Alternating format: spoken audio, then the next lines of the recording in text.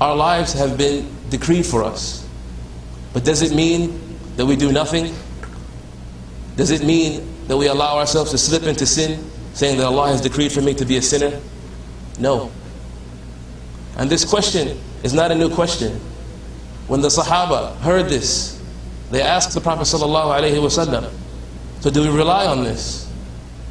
Do we rely on the fact that a person will come an arm's length from Jannah, and then Allah will have it written down that he will do the actions of the people of the hellfire and be thrown into the hellfire? Or that a man will be so close, he will be so close to the hellfire, he will be an arm's length away, and then he will do something what is written, and he will become from the people of Jannah, of the heaven. So they asked him, do we rely on what has been decreed for us? And the Prophet ﷺ told them, no. That everyone will move forward to what he is destined to. And the scholars have explained that the person who looks like he's going towards Jannah, he's doing all the actions of Jannah, that he was not doing them sincerely for the sake of Allah. So it shows us the importance of sincerity in everything that we do. It shows us that now we are here sitting in the gathering of ilm, and we're taking this knowledge. But why are we taking it? Is it to show people that we're studious? Or is it for us to go back and implement everything that we've learned? So that we can make our lives better. So that we can gain the connection to Allah. That He will, on the last day, look at us with mercy and enter us into His paradise. That the angels will say to us, Salamun alaykum. Imagine, brothers, you've struggled your entire life. We lived in America, and you struggle to practice the religion in the best way you can. And we all slip, and we all fall. But you remember Allah. And then, on that last day, when all those people who looked at you funny, why are you with this beard, with this hijab? Why are you this funny person pray? Why don't you lie? Why don't you cheat? When it's easily available for you. All those people on the Day of Judgment will be in fear. And Allah will give you the sakina, the tranquility. And you will enter paradise happy. And all those people who looked at you as if you were the strange person will be going to hellfire crying.